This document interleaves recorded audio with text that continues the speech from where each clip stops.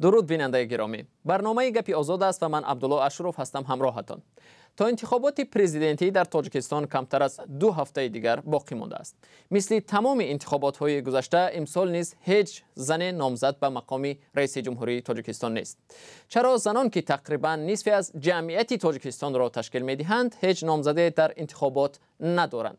برای بررسی این موضوع در برنامه امروز گل زرد، شاعر و یک فعال جامعه شهروندی در تاجیکستان را دعوت کردیم. خوش آمدید با برنامه ما. سلامت باشید. تشکر. و مصاحبه دیگری ما همیرا بختیار، خبرنگاری تاجیک است که حالا در اروپا به سر میبرد. خوش آمدید همیرا. و به نظر شما چرا در انتخابات پرزیدنتی یگان نامزدی زن نیست؟ زنهای تاجیک عاقلند، از قدیم الایام عاقل بودند و فولکلور تاجیک بسیار خوب میخوانند، میدانند و کاری هر روز نیست خیرمن کوفتن فرمودند، یا اینکه همون جایگاه خودت دیده قدم تگذار. برای همین دیگر اینکه در این انتخابات اشتراک نکردن یگان زن و نامزدی پرزیدنت کشور از آن میبینم که این سال خیلی سالی وزنین آمد و زنها مادران بیشتر در برانند که خدا میگویند تا اینکه همین وبای عصر از سر فرزندای آنها از سر آنها دور باشد. دیگر اساس فقط از درگاه الهی طلب کردن صحت و سلامتی فرزندان بود و در چنین حالت به فکرم یگان زن مادر تاجیک میل و رغبت اشتراک کردن در بازی‌های سیاسی رو نداشت و ندارد. این نقطه نظری من است. خب همیرا شما چی میگوید؟ آیا موافق هستید با این موضوعی که گفته شد اینجا؟ البته قسما میتوانم راضی شوم، یعنی من نمیتوانم بگویم که زنهای تاجیک عاقل نیستند، چون این کاملا غلط هست. ما میدونیم که زنهای تاجیک خیلی باهوش هستند، سرتلاش هستند، ولی اینکه چرا نامزدهای ما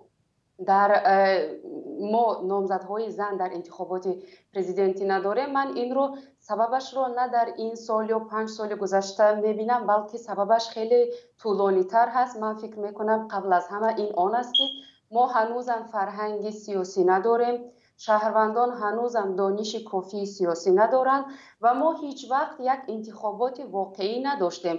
ما هیچ وقت در انتخابات حداقل یک نامزد واقعی نداشتیم که تواند با تشبث خودش وارد شود، مبارزه برد، امضا جمع کند، تواند این حکومت اجازه دهد که یک نامزد واقعی از بین مردم اونجا پیدا شود. برای همینم این ناعدالتی های سیاسی که در کشور خیلی زیاد هست و وقتی که زنها میبینند که مردها با این همه امکانیت که در جامعه مردسالاری هست نمیتوانند نامزدی خودشان رو گذارند و پیش روند، مبارزه برند، دیگر من فکر میکنم که طبیعتا زنها خودشان میگن که پس هنوز زمانی ما نرسیده است که من فکر میکنم این اشتباه است، چون ما میتوانیم مثال عادی از همین بلاروس بیاریم که ببینید یک زنی که خودش هم میگوید که من در سیاست هیچ وقت نبودم، تصادفی آمدم، اما چقدر دیگرگونی در این جامعه با وجود آورد، مغزهای خوابیده رو بیدار کرد. برای همینم من وقتی که فکر میکنم که چرا ما نامزدهای زن نداریم یا نداشتیم به غیر از آینه ها و نظر و این رو به همین ربط میتیم که یعنی ما هیچ وقت انتخابات واقعی نداشتیم، هیچ وقت انتخابات ما شفاف نبود. در یک کشوری که مردم حقوق ندارد و نمیتواند بگوید و مبارزه برد که حق خودش چی هست، چگونه ما میتوانیم بگوییم که این زنها بیاین امروز در انتخابات شرکت ورزند و یا چرا ما در انتخابات نامزد زن نداریم؟ یعنی مشکل ها خیلی ریشه دواندگی هستند در ما که همه آنها مانع زنان میشوند.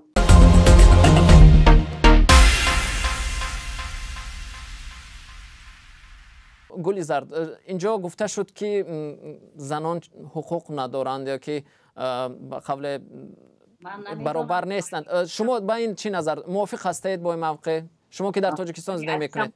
رو درباره کدام نداشتن حقوق زن در تاجیکستان حرف میزنم، چون که مقام زن در تاجیکستان چنان بلند برداشتن که در یگون کنج دنیا اینقدر نسبت زن مادر قانون، قرارهای حکومت جمهوری تاجیکستان، دستورهای جناب عالی پیشوای ملت، امر و فرمانهای و تصویب رسیدند که از همه بهترین حقوق‌های در تاجیکستان زنها دارند و اگر زن پیدا نشود که جرأت کرده نامزدی خود را در انتخابات پیشبری کند یا اینکه تشکیلات پیدا نشود در تاجیکستان که یک زن به حیث نامزد به وای پرزیدنتی پیشنهاد کند، این عیبی جامعه، عیبی قانون‌ها، عیبی دیگر چیزا نیست. یعنی این خیلی زن وجود ندارد. من مثلا می توانستم نامزدی خود به وای پرزیدنتی پیشبری کنم، خود پیشبری کنم، لیکن هر یک چیز در ترازوی عقل کشیده آدم بعد باید قدم گذارد و من 30 سالم به جای رسیده است. اگر ممکن 5 سال پیش همین انتخابات برگزار می شد من حتما نامزدی من می موندم. بگذار از دستم هیچ کار ناید، لیکن فکر و اندیشه خودم بیان کرده و همین چیزها در برنامه پرزیدنتی که انتخاب می شود حرکت می کردم که جای کنم. بله، من اینجا وقتی که درباره قانون و قرارهای رسمی مثال آوردن میخواستم همین را ذکر کنم که متاسفانه در جامعه ما رسم شده است هر چیزی که وجود ندارد ما درباره او بیشتر میگوییم و طبق قانون هم و طبق سرقانون هم تاجیکستان یک کشور دموکراتیک و پلورالیسم سیاسی دارد، همه حقوقها برابر هست، احزابها برابر کار میکنند، ولی در واقعیت این نیست. برای همینم من نمیتوانم بگویم واقعیت چی است؟ واقعیت چی است؟ میشد مشخص تر بگویید که واقعیت این است که حزب‌های سیاسی واقعی در کشور هیچ وقت نتوانستند آزادانه کار کنند. یکی ما مثال میبیاریم حزب سوسیال دموکرات که اونجا واقعا چی میگن دیگر اندیشه هستند و اما همیشه با مشکل روبرو هستند و یکی دیگر مثال حزب ممنوعی در تاجیکستان نهضت اسلامی هست که آنها هم حزب واقعی بودند و تلاش داشتند و نتیجهشون این شد که گروه در زندان هستند و گروه خارج از کشور. یعنی انتخابات پرزیدنتی ما میگویم و این رو نباید فراموش کنیم که طبق قانون کشور تنها احزاب سیاسی حق دارند نامزدها رو پیشبری کنند. یک نفر خود پیشبر مستقلانه نمیتواند خودش رو پیشبری کند. برای چی؟ پیشبری و است در قانون درباره انتخابات و هر نفر شهروند تاجیکستان حقوق کامل دارد که خود را پیشبری نماید و از جانب جامعه تاجیکستان دستگیری یابد و اگر نفری از آنها باری دیگر تکرار میکنم ببخشید نفری از زنهای تاجیک اگر قدرت و توانایی اشتراک در همین انتخابات را نداشته باشد این معنی آن را ندارد که در تاجیکستان مقام زنها خیلی بالا برداشته شد، جایگاه خاص بوده. نمیدونم در همیرا سوال مشخص بود. ببخشید سوال مشخص میگن که در تاجیکستان زنی نیست که قدرت داشته باشد به انتخابات پیشبری شود و البته ما اینجا میخوام ذکر کنم که در تاریخ انتخابات های تاجیکستان در دوران استقلالیت تنها یک مرتبه و آن هم نامزدی حقوقشناس آین حال با نظر و به عنوان نامزد به مقام پرزیدنتی پیشنهاد شده بود. یعنی ما یک حالت داشتیم در گذشته اما او را ثبت نام نکردن چون به گفته کمیسیون انتخابات و رای پرسی آن زمان آین حال با نظر و طرفدارانش به قدر کافی امضا جمع کردن نتوانستند و من حالا از هر دوی شما میخوام بپرسم که آیا امروز هم ما داریم چنین زنانی که ابرو و نفوذ دارند و میتوانند نامزد شوند؟ میشود از چند نفر مشخص نام ببرید اینجا؟ من الان در این باره فکرم رو گفتم که اگر این زن می بود پیشبری میکرد نامزدی خود رو. یعنی نیست، یعنی شما مطمئنید که نیست، این زمان نیست، یعنی همین خیلی زن همیرا من فکر میکنم که برعکس ما داریم زنهای خیلی فعال خصوصا امروزی که در ببخشید بیاید یکدیگر احترام کنیم. وقتی ما همزمان صحبت میکنیم یکدیگر رو نمیتوانیم بشنویم. خانم گلزار شما گفتید که این زمان نیست چون این یک زنی ما نداریم در تاجیکستان به هر حال که نامزدی خود را پیشبری کند به عنوان رئیس جمهور. همیرا آیا ما داریم همین خیل نامزد؟ اگر داشته باشیم میتوانید از نامهای مشخص نام برید اینجا؟ بله، من فکر میکنم که ما زنهای فعال خیلی زیاد داریم. من حالا بلافاصله میتوانم از فعال جامعه شهروندی امروز منظورم محکمه مثال بیارم که از منطقه شمال هستند و در یک قطار ساختارهای دولتی هم کار کردند و خیلی موفق هم بودند. از اون کس میتوانم مثال بیارم و چندی از زنهای دیگر که امروز در تشکیلات‌های بین‌المللی کار میکنند آنها هم میتوانند و هم نیرو و هم دانشی کافی دارند برای رئیس جمهور بودن. خب بیننده ارجمند، برنامه گپی آزاد است و یادآور میشوم در رادیوی آزادی ما امروز صحبت داریم سر موضوع چرا زنان در انتخابات پرزیدنتی تاجیکستان نامزد ندارند. پیش از آغاز این برنامه همکاران ما در شهر دوشنبه از چند راهگذر پرسیدند که چرا زن نامزد به مقام رئیس جمهوری نیست و مگر زنان نمیتوانند رئیس جمهور باشند. پیشنهاد میکنم حالا فشرده این نظرپرسی همکارانمون را با هم ببینیم و بعد از آن برنامه را ادامه میدهیم. زن برای چی نیست زن؟ زنهای بالاوقت بسیارند، نه که پیشبری ممکن نباشد. همین زنی که همین وای میشید، ریولوشنر میشید، همین مفکوره سیاسیش بلند میشید، چه مردم انتخاب نمیکرد میکرد؟ ما هم شخصا نمیدونم یکم خانومی که لیاقتی بلندی کار کنی داشته باشه و چیز نمیدونم، خیلی که ما خودم معرفیش کنم. نمیدونم мумкин шавҳаршон намонам. Я не знаю, может, не доверяют. Как говорят, женщина за рулем это очень опасно. Может, так тоже думают, что править миром женщина не может. زیبی سرور این مرد است با فکر من، زیرا که زن هم سرور می شود لیکن با مرد شد با خوبتر می شود. شاید سیاستی که مرد پیشه گرفته است این در دیگر قرار داشته باشد و از اون زنها در دیگر جدا. شاید چنین باشد. شما میتونید مقایسه کنید مثلا کدام کشوری که مثلا آلمان در حقیقت هم زن هست و هر باری که بالای منبر میبراید زیبی مرد از منبر اصلا. این خسالده ما یک کاندیدات دیده بودم، زن بود. فامیلیش رو که در خاطرم نیست. دیگه یکم تا خیلی وای نداشتیم که گویرسا گپش بگذاره دمیجه. به نظر شما سبب چی است؟ با فکر من سبب دعوی است که زنای ما که به خودشون از پالیتیکا بسیار دور میکنن. برای چی؟ اولا که خودمون خیلی позиция رفتگی که как говорится, женское дело это кухня. Там, если сейчас женщина начнет себя показывать, сейчас сразу начнется, там, вот, значит, у нее что-то не так, вот, значит, она без шарм, она что-то такое не понимает, в общем. И сразу какую-то тему они сразу берут и направляют на религию. Женщина нельзя, женщина не должна, женщина, она должна быть скромной, она должна подчиняться мужчину, вот так скажем. Это, конечно, неправильно. Сейчас 21 век, правильно? И женщина, конечно, она должна себя показать. Должна. Мы, потому что сильная натура.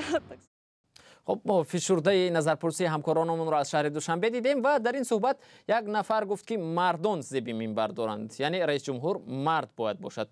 نظر شما چیست؟ این عقیده که سروری زیبی مرد است از کجا سرچشمه میگیرد؟ عقیده ارتجاعی قدیمی است یا در سالهای اخیر شکل گرفته است؟ به فکر شما از شاهنامه فردوسی تا امروز آماده است که زنان را همین باشد بس هنر که شینند زاین شیرانی نر. و همه خیلی زنهای تاجیک اگرچه شاهنامه خوان هستند و از قدیم الایام احترام شوهر در سطح بلند میگذارند و گمان میکنم که همین زنهایی که امروز به حیث وکیل مردمی در پارلمانی هم پالاتای بالای پارلمان، پالاتای پایانی پارلمان جمهوری تاجیکستان، او زنی که مثلا معاون سروزیر جمهوری تاجیکستان فعال است و زنهایی که رئیس بانک ها هستند تعیین شدند و اینقدر زنهای فعال دیگری که در جامعه امروز ما هستند، هر کدام می توانستند با دل پر نامزدی خود را پیشبری کنند. اما به هر حال باید ذکر کنیم که نکردند و اینجا یادآور میشوم که شما از فردوسی اینجا اقتباس کردید. البته فردوسی خیلی چندین عصر قبل زندگی کرده است و ما نمیتوانیم اون ارزش ها رو حاضر در زمان امروز، ما در عصر 21 زندگی میکنیم و نمیتونیم از روی اون ارزش ها پیش رویم. همیرا شما چی میگویید؟ موافق هستید؟ نه، من البته موافق نیستم. من هیچ وقت موافق نبودم، چون که زنان قابلیت همه کار رو دارن. زیبی منبر هست. اصلا منبر چی است که برای اون یک نفر زیب داشته باشد، یک نفر زیب نداشته باشد؟ минбар ман фикр мекунам инсонро бояд бо донишаш бардорад, яъне инсонро муаррифӣ мекунад минбар. инсон унҷо мерад ақидаву чӣ мегӯянд мақсадҳои худашро муаррифӣ мекунад, на ин ки ҷинсияташро муаррифӣ мекунад. барои ҳамин ман ҳеҷ вақт фикр намекунам ки минбар бояд мардона бошад ё танҳо барои мардон сохта шудааст.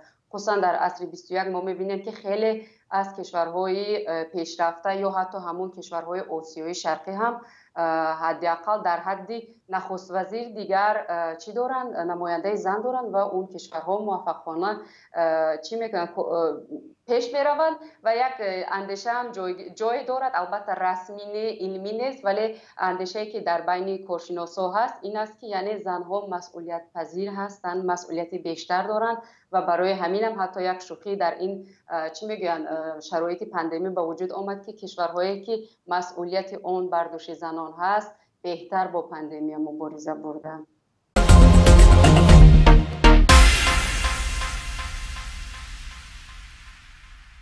дар остонаи интихоботи президентии соли 2013 мо ёд дорем ки як масъули кумитаи занон ва оилаи назди ҳукумати Тоҷикистон гуфта буд ки ҳеҷ зан дар Тоҷикистон ба хотири эҳтиром ба президент набояд номзадии худро пешниҳод намояд. Он замон Маҳбуба Азимова, корманди ин ниҳод, гуфта буд ки барои мо занон чӣ намерасад ки бо пешвое мубориза барем ки мардум интихоб кардааст ва арзандатарин аст. шумо ба ин ақида розӣ ҳастед оё хонум Гулизар? фақат ба хотири он сулҳе ки ҷаноби оли пешвои миллат барои мо тоҷикон оварданд, чунки таърих ва адабиёт собит кардааст ки дар тамоми рӯи олам ин хел дар муддати кӯтоҳтарин давлат аз оғӯши ҷанги шаҳрвандӣ берун нарафта буд ва рӯзҳо ина феномен мегӯянд, яъне ки дар рӯи дунё ҳамин хел ҳолате рух надодааст дигар ки дар муддати то 10 сол як кишвар аз доираи ҷанги шаҳрвандӣ берун равад. ва он сулҳе ки ҷаноби олӣ пешвои миллат Эмомалӣ Раҳмон барои мо тоҷикон оварданд, ба қадраш танҳо мо модароне мерасем ки дар ҳамон солҳои ҷанги шаҳрвандӣ дар як рӯз 10-15 то 22 ҷавонмардро ба хок месупоридем ва нола мекардем. ва ман бо ҳамон нафаре ки гуфтааст ки ба хотири эҳтиром ба пешвои миллат ягон зани тоҷик номбарии худро пешбарӣ намекунад, 100% розӣ ҳастам. ҳумайро, шумо чӣ? ба ҳамин ақида, ман савола буро такрор мекунам, ба ҳамин ақида розӣ ҳастед ки ба хотири эҳтиром ба пешвои миллат ва президент набояд ягон зане дар Тоҷикистон номзадии худро пешбарӣ кунад ба мақоми раиси ҷумҳурӣ? ин ақида аз бех ғалат ҳаст. агар он зан ки худаш корманди давлатӣ ҳаст ҳамчунин фикр дорад, пас чаро фикр мекунад ки як зан метавонад дар мақоми раиси кумита бошад ва аммо дар мақоми раис ҷумҳур набошад? ин худаш инҷо як тазод вуҷуд дорад, чунки инам корманди давлатӣ ҳаст, инам корманди давлатӣ ҳаст. чӣ фарқ байни ин мебинад? ва вақте мегӯянд ки яъне ба хотири эҳтиром ба пешво, ман хеле маъзарат мехоҳам, мо ҳамеша ба хотири эҳтиром ба кормандои давлатӣ мегӯем, аммо кай барои мо шароити фароҳам мерасад ки яъне мо дигар суҳбатро атрофи он шурӯъ кунем ки кормандои давлатӣ ба хотири эҳтиром ба шаҳрванд хостаҳои шаҳрванду ҳаққи шаҳрвандро таъмин кунанд. ман фикр мекунам ки дигар мо бояд ба ин марҳила гузарем. хофист инқадар эҳтиромҳои сохтаву бофтаву чӣ мегӯянд қофиясароӣ дар ҳаққи як корманди давлатӣ. агар ҳар кореам кард, вазифаашро анҷом дод ва аз ҳисоби ин ҳаққи музд гирифту зиндагиашро пеш бурд. яъне аз ин набояд як чизи муқаддас тарошид. он вазифаашро иҷро кард. ҳамон тавре ки рӯзноманигорон анҷом медиҳанд, ҳамон тавре ки духтурон анҷом медиҳанд, ҳамон тавре ки муаллимон. Гулизар, ман инҷо аз шумо мехостам бипурсам, шумо таҷрибаи кор дар мақомҳои баланди давлатиро доштед ва инҷо аз таҷрибаи кори худ каме бигӯед. муносибат ба занони роҳбар зиминан дар Тоҷикистон, дар ҳукумати Тоҷикистон чӣ гуна аст? чун инҷо хонум Ҳумайро гуфтанд ки чун раиси кумита ҳам бошад, метавонад раиси ҷумҳур ҳам бошад. ҳаргиз на, розӣ нестам. барои президент шудан зан бояд на танҳо дар сиёсат, балки дар иқтисодиёт, дар иҷтимоиёт, дар тамоми ҷабҳаҳои зиндагӣ маълумот дошта бошад ва фаъол бошад. ما داریم زنهای زور، من نمیگم که زنهای زور نیستند، متاسفانه و یا در یک ساحه، یا اینکه در ساحه اجتماعیات یا در ساحه اقتصادی یا اینکه در ساحه فرهنگ فعال هستند. و تصور کنید زنی که نامزد میشد و میگذارد به حیث رئیس جمهور و از سیاست فرسخ‌ها دور است یا اینکه اقتصادیات رو تماما نمیفهمد. اما در نسبت مردان هم این را گفتن میشد، مثلا نه همه مردم همه ساحه ها رو بلد است. البته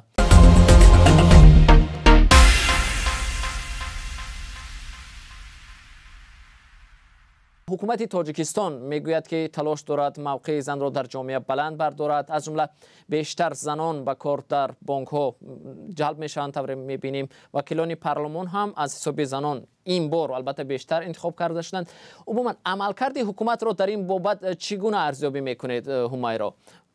این همه کارهایی که حکومت میکند و یک گویا ترامپلین میسازد برای زنها و به طور صنعی زنهای را مثال وکیلی پارلمان میکنن تنها به خاطر رعایت معیارهای قانونی یا اینکه نمایش برای جامعه بین المللی از برابری حقوق زن و مرد در جامعه میخواهند زنان را رهبری بانک یا معاون تعیین کنند. البته آن زنها هم قابلیت دارن، ولی ما باید فراموش نکنیم که آن زنها تشبثکار نیستند هیچ وقت. یعنی آنها تنها به خاطر رعایت کردن همین توازن زن و مرد وجود دارد در نهادها تعیین میشوند. خانم گلیزرد میگویند که زنان در تاجیکستان به طور صنعی به مقام ها انتخاب میشوند، یعنی که برای رعایت قانون. شما که تجربه کار داشتید آیا همین طور است؟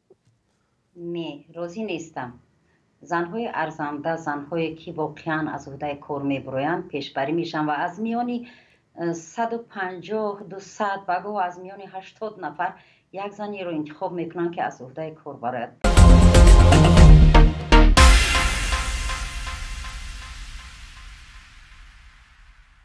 آیا مردان هراس دارند از زنان که در بسیار ساحه ها از جمله در مقام رئیس جمهوری نمیخواهند دیدند؟ همیرا فکر شما چی است در این باره؟ اینجا سخن اطراف هراس رود. اینجا بیشتر من فکر میکنم نوباوری هست، خور دیدن هست، یعنی پایانتر از مرد دیدن جایگاه زن هست بیشتر تا اینکه هراس باشد، چون که آدم از اون باید بترسد که اول برایش اجازت منظورم یعنی منبر بدهد، امکانیت بدهد که حرفش را بگوید و اون وقت مبارزه برد با اون زن. ولی زنهای بیچاره ما ببینید چیکار میکنن، تمامی بار زندگی رو بر دوش خود گرفتن و اما باز هم هیچ وقت امکانیت ندارن حق خود رو بگویند، خواهش خود رو بگویند. زنهای ما این هست، با اونها هیچ وقت باور نمیکنن. حتی من خیلی متاسفم که وقتی کارمندای دولتی یا اونایی که در منصب دولتی کار کردن فکر میکنن که زنان لایق یا سزاواری رئیس جمهوری نیستن و نباید همچنین کار کنن، چون که این به احترامی هست. من خیلی عذر میخواهم، ولی به احترامی نمیتواند این باشد که یک زن باید بگوید که باید بیاید میدان بگوید که من حق دارم، دانش دارم و مبارزه میبرم. آیا زمان میرسد که در تاجیکستان روز یک زن رئیس جمهور شود؟ به فکر شما؟ بله حتما میرسد. نسل استقلال نسل دیگر است.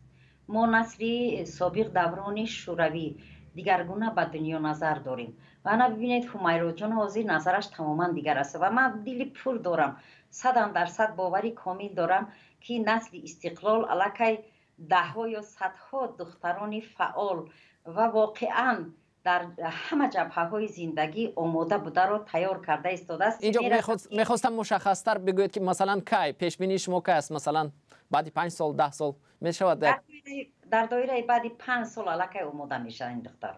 همیرا شما 5-10 سال 5-10 سال من باور دارم که زنان تاجیک ظرفیت دارن، دانشمند هستن، ولی باور ندارم که در بعد 5 سال فرض کردیم یا در این آینده نزدیک ما میتوانیم یک نامزد واقعی زن داشته باشیم. چرا باور نداریم؟ تحلیل‌های از واقعیت امروزه، تحلیل‌ها از افزای سیاسی جامعه ما، از اون جامعه اتوریتری نشان میدهد که یعنی هنوزم امکان برای پیشبری زنها نیست. چی امکان برایشان باید چی امکان ها باید داشته باشن که اونو پیشبری شود؟ از لحاظ قانونی مگر اگه مانع وجود دارد؟ عبدالله جان، حداقل شفافیت در انتخابات باید رعایت شود. اول. دوم، برابری حزب‌ها تأمین باشد. زنها توانند آزادانه عقیده‌های سیاسی خود را گفته توانند. این باور پیدا کنند که یعنی آنها وقتی که نظر سیاسی خودشان را میگویند مورد محکومی جامعه قرار نمیگیرند. نمیگویند که زن به تو چی هست که اینجا میبیایی درباره سیاست گپ میزنی. یعنی در تاجیکستان مگر محکوم میکنند؟ شما میگید که جامعه محکوم میکند. جامعه منظورم اون جامعه‌ای که خود را طرفداری حکومت و رئیس جمهور، خاصتا رئیس جمهور میداند، محکوم میکند. ما تا امروزها چند از زنها را داریم. همین آینه ها با نظر برای مثال میبیاریم. وقتی که 2013 نامزدیش پیشبری شد، چقدر در شبکه‌های اجتماعی مورد توهین قرار گرفت. نه جنسیتش ماند، نه زندگیش ماند، نه سن و سالش ماند، نه چهرهش ماند. وقتی زن به سیاست وارد می شود باید 100% دلپور از آن باشد که از حیاتی و در فعالیت کاریش و عموما خواهی نخواهی دشمن پیدا می شود و دشمنانش خیلی که روسا میگن کمپرامت نداشته باشند از بالای او. برای همین مرا معذور دارن. این نظری من است. پای آینه حال برای من افطاریتت نبودن نیستن و برای بسیاری ها هم، مثلا برای ممکن همیرا افطاریتت باشن، برای نفرهایی که همکاری کردن یا دستگیری یافتن از جانب اپای آینه حال. اگر یک نفر در جامعه فکر اندیشه خود را ابراز داشته باشد که اپای آینه حال به من معقول نیست، چه خیلی که نسبت من میگم مثلا گلی زرد به من معقول نیست، این را باید همین طور قبول کرد. وقتی بریدی بازی های سیاسی میشوی باید به همه کار آماده باشی. من همچون یک زنی سال دیده، مثلا عمرم گذشتگی مادر 8 فرزند هستم، 12 نبیره دارم. واسه دلی پر گفته میتونم، برای من فرق ندارد. اگر امکانیت می داشتم، امکانیت مالیوی و دیگر، من نامزدی خود را در قطار نامزدی جناب عالی و این 4 نفر دیگر میگذاشتم.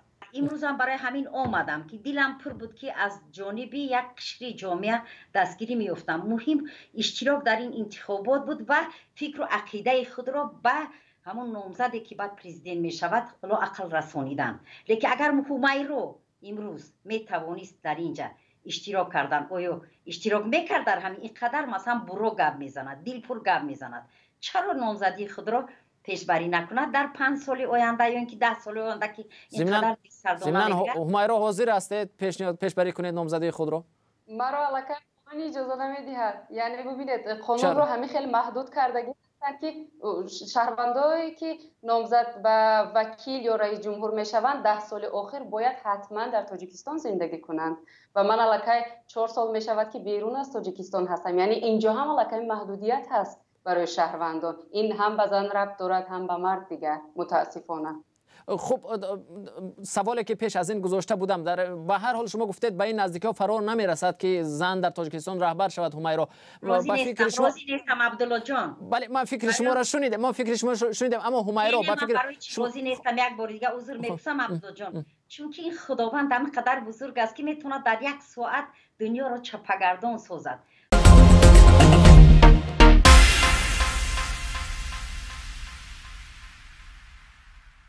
همیرا به هر حال با فکر شما چند سال در کار است و چه شرایطی در کار است که زن در تاجیکستان پرزیدنت شود؟ شرایط شفافیت، باز هم میگویم شفافیت در سیاست، شفافیت در فعالیت حکومت، رئیس جمهور، از بین بردن خویش و تباربازی یا اینکه چی میگن همون تقابازی میگن در تاجیکستان، چریز میگن، همین دیگر نپاتیزم از بین رود در اولین فرصت. یعنی این زمینه ها می توانند باشد. یعنی فرهنگ سیاسی باید رشد کند. مردم من متاسفانه بر این نظر هستم که جامعه ما به اندازه کافی دانش سیاسی نمیگیرد، اطلاع سیاسی ندارد. این را باید تأمین کند. نه تنها در عرفه انتخابات 1 ماه همه درباره انتخابات بگویند، بلکه ما در مکتب ها باید حق و حقوقهای خودمون را به طور باید و شاید خوانیم، نه اینکه فقط رادیکالش به آموزش. چند سال ضرور است؟ سالش رو نگفته تقریبا فکر شما؟ من سالش رو متاسفانه پیش بینی کرده نمیتوانم، چون که عبدالله ببینید برای من با این سیستم معارفی که ما داریم، با این محدودیت های آزادی بیانی که ما داریم، برای من غیر قابل قبول هست پیش بینی کردن یک زمان، چون که مردم از کجا در یک شبانه روز که همه دانش را نمیگیرند. تشکر از مهمانان گرامی که وقت جدا کردند و شرکت ورزیدند در این برنامه ما و بیننده ارجمند. برنامه گپی آزاد به پایان رسید. صحبت داشتیم دویر به حضور نداشتن نامزد زن در انتخابات پرزیدنتی که قرار است روز 11 اکتبر در تاجیکستان برگزار شود.